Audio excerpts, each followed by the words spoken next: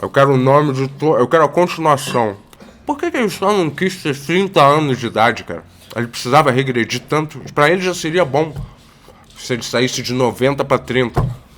Não é mesmo? Mas não, ele tem que ter 10. Vou dar um conselho a você. Mais vale um homem feio na mão do que dois bonitos se beijando. Fala, e aí? Caramba, grande, não é mesmo? O doutor Didi de Carvalho. Não é mesmo? Caramba, o filósofo, não é mesmo? Que sempre estuda, não é mesmo? Sobre como é que é fazer a transição de velho senil pra criança, não é mesmo? É, Petete, eu quero ser criança. Como que é, certo? Um filme onde representa o delírio doente, não é mesmo?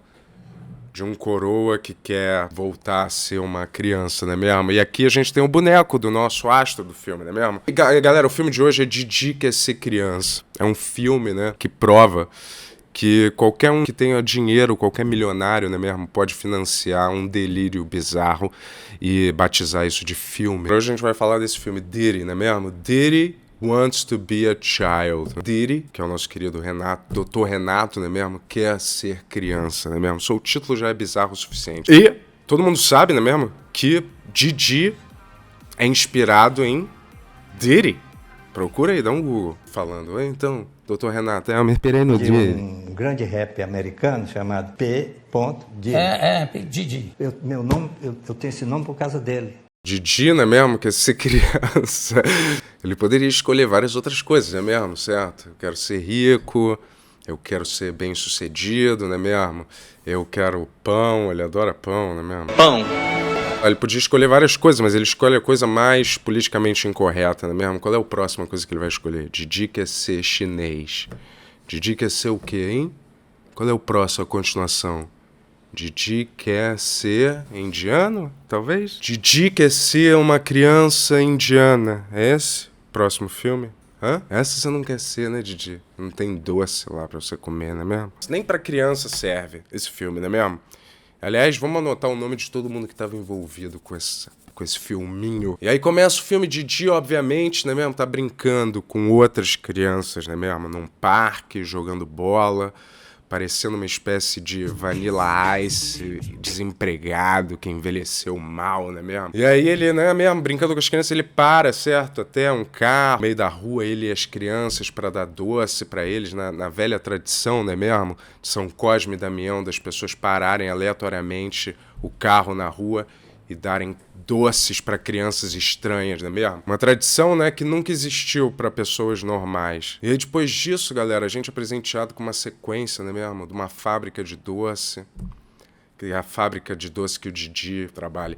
É uma sequência onde fica passando os créditos, né, e aí doces sendo feitos. Galera, isso dura no mínimo uns 15 minutos desses doces sendo feitos, não é mesmo? Uma parada mais insuportável que você já viu. E os doces passam por uma esteira sem nenhum critério, uns embalados, outros sem embalagem, tudo meio misturado. E aí Didi quer ser vagabundo, não é mesmo? Passa o dia inteiro no shopping, certo? Sem fazer porra nenhuma, brincando com um monte de criança, né mesmo? E pegando coisas de lojas e destruindo a propriedade alheia, e ninguém faz nada e nem fala nada. Depois dessa sequência no shopping, a gente vê o Dr. Renato, né mesmo? Trabalhando na fábrica de doces dele, né mesmo? Onde ele não tem nenhuma higiene e só fica botando os doces na boca, né mesmo? Babando em cima de tudo, como se isso fosse alguma espécie de avaliação de qualidade de produto, não é mesmo? Vou botar na boca. Trabalhar na Augusta, assim, né, doutor Renato? E aí, galera, a gente vê a fábrica, né, concorrente dessa do Didi, uma fábrica de doces malignas, né, como se todas, basicamente, não fossem, não é mesmo? Certo? E aí, esse vilão, né, dessa fábrica, o dono, tá construindo doces, né, tá fazendo doces, não é mesmo? Radioativos, com a ajuda do seu fiel cientista Paulinho Serra. E eles usam material radioativo porque, sei lá, eles são totalmente insanos, não é mesmo? Porque a primeira pessoa que comer isso vai morrer e eles vão presos, não é mesmo? Porque estão usando radioatividade no doce. Eles têm a brilhante ideia aí de usar radioatividade para, certo, criar um doce que vai fazer as crianças brilharem no escuro, não é mesmo? Pra ser mais fácil de achar, né? de noite. Não, doce de leite não. Césio 137. Enquanto isso, né, na fábrica de doces, Didi continua sendo o pior funcionário do mês, não é mesmo? Da vida, na verdade, certo? E aí, por algum motivo, a fábrica que ele trabalha tem que pagar todas as dívidas de destruição de propriedade que ele causou no shopping há 2 horas atrás e já estão fodidos de dinheiro. Em vez de, a solução simples seria, né, demitir esse coroa, não é mesmo? Fica botando doce na boca, mas não, eles pagam tudo. E aí Didi aposta, não é mesmo? Ele tem uma obsessão doente com São Cosme e Damião, não é mesmo? Certo? Ele aposta nisso para salvar a fábrica de doces dele, né? Porque a fábrica de doces que ele trabalha está numa espécie de crise, porque as crianças só querem doces sofisticados e os deles são meio merdas, né? Como se diz, certo? Como se existisse isso. Até parece, né mesmo? Criança come cola, come purpurina, não vai comer o seu doce, nenhuma verdade. Mas como ele gosta de Didi como um filho, apesar de ter a mesma idade do Didi, não é mesmo? Certo? Ele não vai demitir ele. E também, galera, se você reparar, o Didi tem uma bandeira do Brasil dentro do quarto dele, não é mesmo? O que prova que Petete, você votou 22, né, meu amigo? Pra quem tem, né mesmo, uma bandeira do Brasil, a não ser quem votou 22, né mesmo? Aí você fala, olha, Bento, então, porque tem uma aqui no estúdio, né mesmo? Então, a prova que ele votou 22. Mas, se você olhar, galera, a etiqueta da bandeira, você vai ver que a bandeira do Brasil. E aqui tá a etiqueta. Faz o L. Aí no dia seguinte, não é mesmo? Não sei que horas que ele trabalha exatamente, não é mesmo? Nesse trabalho psicopata dele. E aí ele vai pro parque novamente, né? Brincar com as crianças, certo? Jogando bola, destruindo tudo. Na verdade, o dublê dele, né? Começa a destruir tudo porque ele tá sentado tomando suco. E aí os novos trapalhões, não é mesmo? Que são o Jacaré e aquele outro cara lá, que é meio que o Dedé, sei lá, aparecem meio vestido de guarda florestal e aí tentam dar uma imprensada no Didi, não é mesmo? Porque eles estão meio cansados dessa merda, desse velho, ficar brincando o dia inteiro no parque com um monte de crianças. Isso tá pegando mal. Mas Didi fala que não vai sair dali e vai continuar subornando todo mundo para continuar seus hábitos doentes. E aí, galera, numa metalinguagem horrorosa, não é mesmo? Didi, que fica o dia inteiro no shopping com seu melhor amigo, andando, fazendo nada, de 10 anos de idade, né? Também namora outra Didi, certo? Que aí nesse filme interpreta a mulher com a pior autoestima do mundo, namorando um velho pobre. Namorando um velho pobre, né mesmo? Que anda o dia inteiro com um bando de criança e mora numa cabana toda fodida no meio da floresta. E ainda é machista, trata ela igual lixo. Para de olhar para as outras mulheres quando você tá comigo. Amor, eu posso olhar para quem quiser. Na minha cabeça cabem várias mulheres. E os dois, obviamente, não têm nada em comum. Didi também dá as piores dicas pro seu amigo criança, né? Petete, aproveita a vida de criança sem responsabilidade nenhuma, Petete. Isso aí não é coisa de criança, hein? Sério, isso é uma dica que ele dá. E o Didi tá vazando do shopping, não é mesmo? Que é só isso que ele faz. Ele passa por uma criança humilde, não é mesmo? Que tá admirando uma pipa numa loja do shopping, não é mesmo? Que eu nunca vi. Me corrija se eu estiver enganado, eu nunca vi nenhum shopping vender pipa, não é mesmo? Uma loja vendendo pipa, certo? Pipa você faz em casa, não é mesmo? Todo mundo faz em casa com o pai, você não compra num shopping, não é mesmo? Pipa by Gucci, nem na Renner, nem na C&A, em nenhum lugar se vende pipa. E aí Didi, não é mesmo, tentando fazer uma boa ação na cabeça dele, não é mesmo? Rouba a pipa dessa loja, não é mesmo? Porque ele não comprou essa merda, né? Um velho fudido desse, ele não tem dinheiro pra comprar essa pipa, então, e não tem a cena clara, a cena óbvia dele simplesmente pagando. Oi, me vê a pipa? Não, ele já aparece com essa pipa, então ele roubou. E aí depois de comprar a pipa, o Didi resolve dar carona pra essa criança desconhecida, né, pra casa, certo?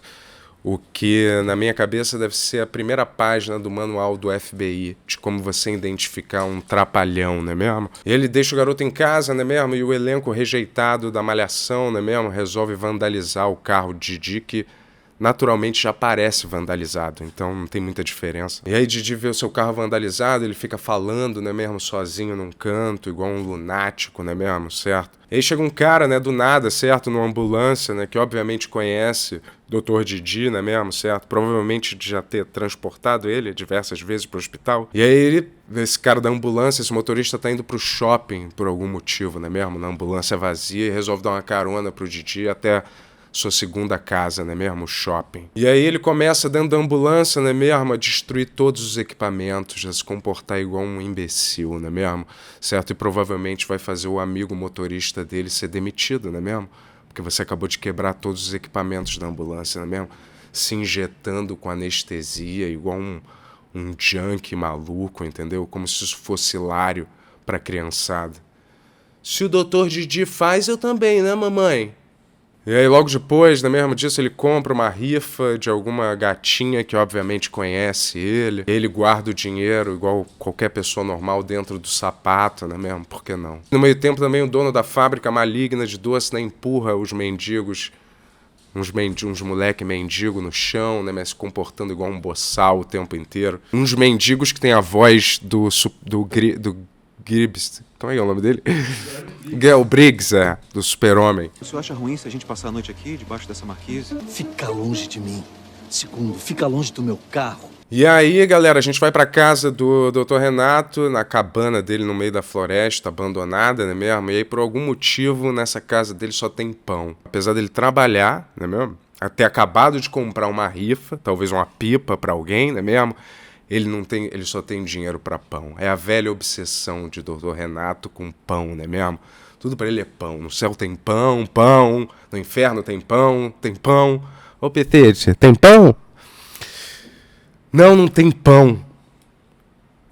Não tem pão. E aí, dando uma de Stallone Cobra, né, vezes 1 milhão, certo? Ele decide abrir um pão e aí recortar de umas revistas, umas imagens de carne, de legume, né mesmo? E aí botar no meio do pão, certo? E aí comer aquilo, né mesmo? Ele procede comendo pão com papel, o que prova que ele já está totalmente senil, né mesmo? E não poderia estar sozinho, devia estar na casa dos artistas, do Stepan Essessian, né mesmo? Galera, e eu desafio a você, nessa cena que ele come esse pão com papel, tira essa música alegre, que é a trilha sonora, e põe uma música triste. Vai parecer um filme sobre Alzheimer do Anthony Hopkins, triste, onde o personagem se vê sozinho em casa, confundindo as coisas. Só troca a trilha sonora. Põe uma música triste nessa cena, você vai ver.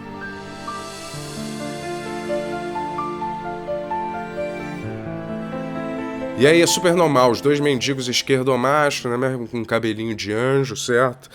Pedem, que foram empurrados por aquele cara malvado da fábrica de doce, né mesmo? Pedem pra dormir na casa de Didi, né? E aí mais um comportamento que só um verdadeiro trapalhão, né mesmo? Com uma ficha criminal teria, certo? Ele convida os dois gêmeos, certo? Pra dormirem na casa dele. É perfeitamente normal. Quer dizer, não na casa dele, no quarto dele, né? Petete. Cuidado, Petete. E aí, por algum motivo, antes de dormir, ele bota sal na água dos esquerdo mendigo, não é mesmo? Talvez numa tentativa de drogar eles, hein? Did he do it? Did he? E aí depois obriga os dois a rezarem pra obsessão senil doentia dele, São Cosme e Damião, não é mesmo? Não Deus ou Jesus, como seria o normal, não é mesmo? Igual um Jeffrey Dahmer evangélico bizarro. Vocês só podem dormir depois que a gente rezar pra São Cosme e Damião, galera. E depois Didi dorme dentro de uma gaveta, né? Por que não, não é mesmo? O cérebro dele já foi pro espaço mesmo. Depois, no dia seguinte, ele vai pra fábrica de doces dele, certo? Trabalhar, levando a sua maleta. Que, galera, só tem uma escova de dente e uma pia improvisada dentro da maleta. E aí ele escova o dente no meio dos doces. Porque ele não pode simplesmente usar o banheiro pra escovar o dente, é uma pergunta que a gente vai ter que fazer pros médicos dele. E aí os esquerdos gêmeos, mórbida semelhança, não é mesmo? Certo?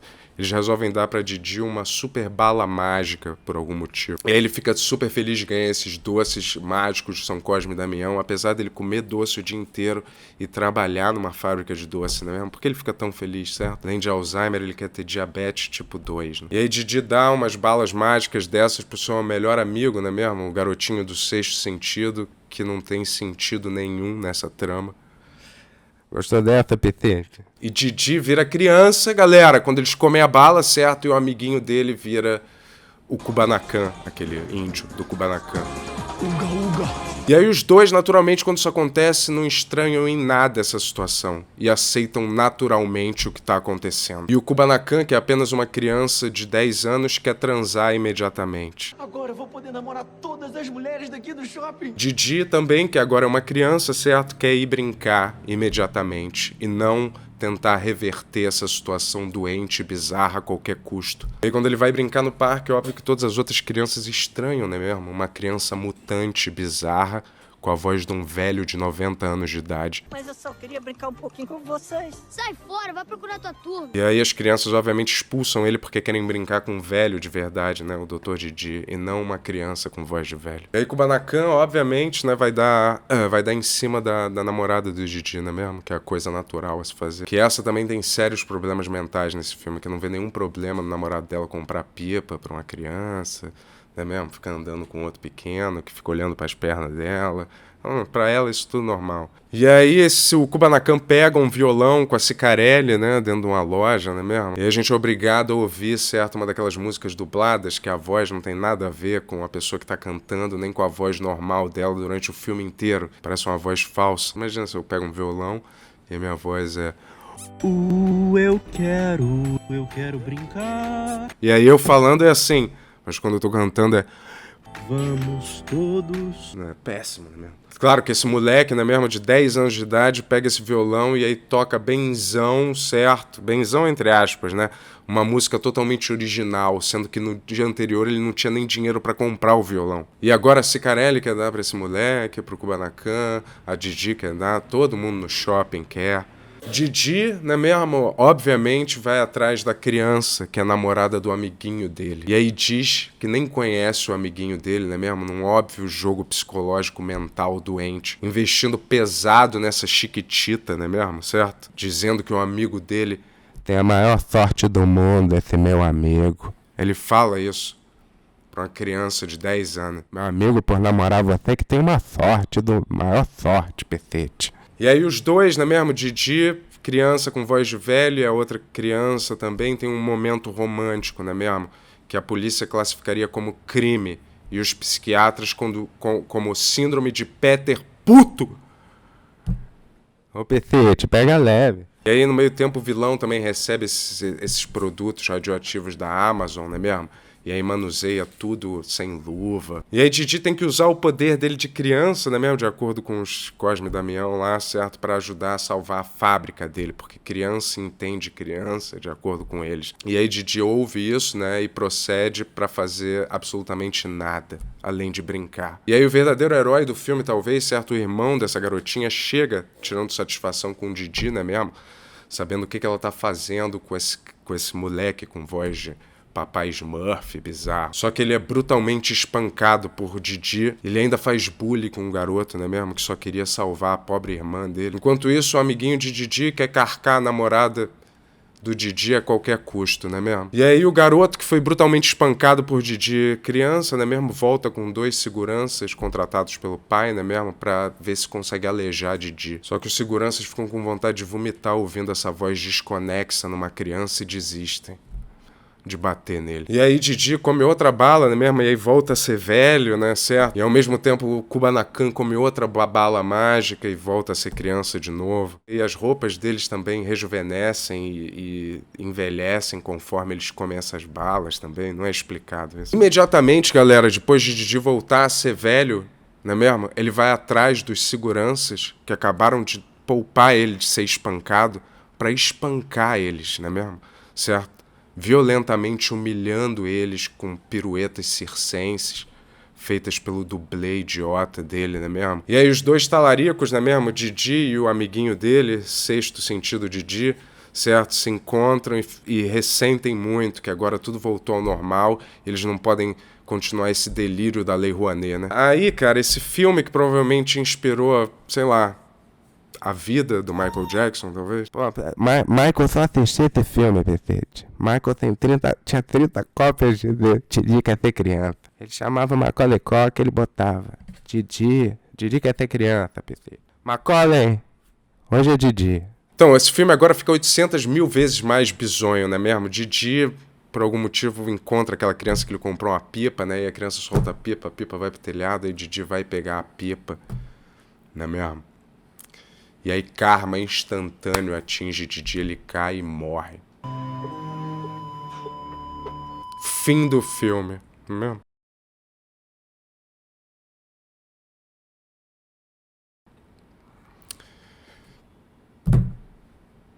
Quem dera, não é mesmo? Não terminou o filme não, Petit. Quem dera, porque ia ser assim e a gente ia ter um filme. Imagina se isso fosse o final do filme. Ele cai e morre. Só que Chega Cosme e Zé Damião Guevara chegam, né? E ressuscitam Didi no hospital, não é mesmo, galera? Decepcionando todas as pessoas que acharam que o filme poderia ter acabado. Igual num cemitério maldito, pervertido, Didi volta à vida, querendo ser muito mais criança agora. E aí agora a tática de Didi, né mesmo, pra salvar a fábrica, né mesmo, é usar outras crianças como trabalho escravo, né mesmo, para criar novas embalagens para os doces e tentar viciar outras crianças nos doces da fábrica dele, usando aí a famosa mão de obra infantil, né mesmo, porque ele acha que o açúcar da fábrica de doce dele é melhor do que a radioatividade, será? E aí o dono, né, malvado da fábrica de doce malvado, quer comprar a fábrica que o Didi trabalha, né mesmo, certo? E aí, em vez de, como um ser humano normal, fazer uma proposta de compra, já que está falindo a empresa, não. Ele resolve sequestrar Didi e a criança também, o amigo dele. E aí Didi, né, mesmo, é sequestrado junto com o amiguinho dele, a criança, e aí são levados para a fábrica lá clandestina de doce do vilão. Mas eles são amarrados, né, mesmo de um jeito totalmente idiota e fácil deles se soltarem com uma corda hiper vagabunda. E a fábrica do Didi de doce já tá indo à falência e não apresenta nenhuma ameaça para esse cara, né mesmo? O que ele devia estar preocupado é com dezenas de crianças morrendo, envenenadas por radioatividade. Pra mim, esse pai sabe que era Didi criança dando em cima da filha dele. E agora ele quer vingança, como qualquer pai normal. E aí eles se soltam desse armazém, eles veem que tem vários DVDs piratas, né? Não desse filme, podem ficar tranquilos, né? Mesmo nesse armazém, certo? E aí eles, em vez de fugirem imediatamente, porque os guardas que estão lá estão cagando pra eles, eles resolvem simplesmente provocar os guardas, certo? Numa espécie de esqueceram de mim com jogos mortais. E aí liberam toda a sua fúria assassina e doentia pra cima desses guardas. Aí a crush infantil, né mesmo, do Didi, certo? Que é filha também desse vilão, come a primeira bala radioativa criada por ele e por Paulinho Serra, não é mesmo? E aí, obviamente, ela pega câncer instantâneo, não é mesmo? Em todos os órgãos dela ao mesmo tempo. E aí tudo isso é uma surpresa pro pai dela, né? Porque o que ele achou que ia acontecer com as crianças que comessem essa bala? Não sei isso, não é mesmo? Sandrinha? E aí ele corre pra levar ela pro hospital, né mesmo? Dando aí um 360 bizarro de vilão pra gente boa, amorosa, instantaneamente, né mesmo? Percebendo que doces não precisam ser feitos exatamente com plutônio, e sim com açúcar, né, fermento. Em vez de levar ela pro hospital, né mesmo? Como seria o normal, ele resolve levar ela pra casa bizarra de Didi, né mesmo? Na floresta, meio estranha. Por que não arriscar ali, né? E aí, por sorte, Didi tá ainda vivendo esse triângulo amoroso meio bizarro, com esses gêmeos meio Herbert Richard, né? E Didi sabe muito bem que esses gêmeos conseguem ressuscitar pessoas por algum motivo, não é mesmo? Certo? E também curar envenenamento por radiação. E aí o vilão chega nessa casa, né? E não estranha nada disso, certo? O dono da fábrica de doce ruim lá. Ele entra na casa de Didi, ele vive com 2 gêmeos bizarros que falam com a voz dublada e que curam pessoas de radiação, não é mesmo? E aí o antigo dono, certo? O dono da fábrica boazinha do Didi chega na casa, não é mesmo? E aí imediatamente o vilão quer ser sócio, certo? Do dono da fábrica do Didi. Os dois trabalhavam juntos, olha só que coisa, né, certo? E aí um ficou maligno e o outro bonzinho. E aí depois que a garotinha acabou, né mesmo, de se curar da radiação, Didi não perde nenhum tempo, já vai no quarto ficar sozinho com ela um pouco e oferecer umas balas pra ela. E a garota tá triste, né, porque o garotinho Didi com aquela voz estranha sumiu, né mesmo, certo? E ela não reconhece nunca a voz, que é a mesma, né mesmo, do adulto pra criança, mas tudo bem. Ela é uma garota burra também. Aí Didi come a bala e vira criança de novo, porque a garota não aceita a bala de estranhos, né, bizarros. E apesar da voz dele não mudar, certo? Nada quando ele vira criança, a garota reconhece ele pela voz. Ele grita do quarto transformado, ô fulana! E ela, ô Didi, agora é você. E aí Didi organiza aí um super show, não é mesmo? Pra salvar a fábrica de doce. Deus sabe como, não é mesmo? Porque ele come papel. Aí o cantor falta ao show, não é mesmo? E ao mesmo tempo aquele amiguinho do Didi come outra bala e vira o Kubanacan de novo. E aí Didi chama o Kubanacan, certo? Pra dar uma palhinha no show, não é mesmo? Mas aí tem uma cantora no show mesmo dizendo que ela desmarcou. E aí a gente tem um show, sei lá, da Pitty meio genérica. Não sei que cantora é essa. Era a Luca. Ela era famosíssima na época. Ah, Luca. Era a Luca, galera. Desculpa, foi mal. Daquela música, My Name is Luca, I live on the second floor. Só que ela é brasileira e tá cantando outra música, não essa que eu falei. Tá, mas é a Luca. Quem não conhece a Luca, hein? Claro, quem podia esquecer a famosa Luca, não é mesmo? Que tem aquele irmão dela, não é mesmo? Bruno de Luca. Certo, que atropelou. E aí, galera, o filme fica meio redundante. Aí o Didi, não é mesmo? E o amigo dele comem outra bala, se destransformam, e aí resolvem fazer um brinde de novo, e aí comem de novo a bala e se transformam de novo, né? Certo? E aí o Kubanacan vai e toca uma música totalmente incoerente com a idade dele, não é mesmo? Certo? Ele não tocaria essa música e acaba entediando todas as crianças quase até a morte nesse show. E aí o show acaba, né mesmo? E os dois só tem mais uma bala cada um. Aí Didi, né mesmo? Toma a decisão mais escrota da vida dele desde ter deixado o Dedé de fora do remake dos Trapalhões. Que é comer as 2 balas mágicas, não é mesmo? Deixando o amigo dele, a criança, presa para sempre no corpo de um adulto que é um péssimo ator e tem um péssimo gosto musical. Aí Didi vira velho de novo, não é mesmo, certo? E aí os espíritos Cosme e Escrotão explicam, não é mesmo, que eles são os responsáveis aí por essas balas mágicas e por todos os crimes que tenham acontecido durante esse filme. E aí ele ganha, né, surpreendentemente ele ganha do São Cosme lá e Damião mais uma bala. E aí Dr. Renato tem a chance, porra, de se redimir, não é mesmo? Dar a bala pro amigo dele voltar a ser criança e não ter a infância toda jogada no lixo, não é mesmo? Sendo um fodelão doente, 10 anos de idade, preso no corpo de um adulto, né? Certo? Fodelão é foda. Meu avô que falava isso, é tão escroto, né? Esse termo. E aí ele tem, né, mais essa chance de se redimir com o amigo e dar a bala pro amigo dele, mas esse não é o estilo do Dr. Renato. E ele simplesmente joga a bala fora, na frente do amigo dele. Ele fala, o que você vai, Didi? O que você vai fazer com essa bala? Talvez eu pudesse comer, né? E voltar a ser criança. Não, eu já sei o que eu vou fazer. E joga a bala pra casa do caralho. E é claro que o crush infantil do Dr. Renato, aquela garotinha, é quem acha essa bala mágica, né? Wink! Enquanto isso, o Dr. Renato ganha um carro novo na rifa que ele comprou, né mesmo? Provando que no céu não tem pão mesmo e nem Deus, não tem nada. Porque ele premia, não é mesmo? Pessoas com comportamento desprezível com carros. Que Deus ia permitir que o personagem mais desprezível do mundo terminasse com um carrão? E pra dar o toque final, né mesmo, na insanidade, certo? Aquela garotinha crush do Dr. Renato vira a Fernanda Lima, certo? E aí depois os dois fogem juntos no carro novo, porque agora ela já é de idade legal, né? Pra eles começarem a namorar, não é mesmo? Na cabeça doente dele, não é mesmo, certo? E aí eles meio que se beijam, e essa garotinha não tem família que vai dar falta dela, não tem nada. Simplesmente o Dr. Renato sai com ela, não é mesmo? Uma garota de 10 anos presa no corpo da Fernanda Lima.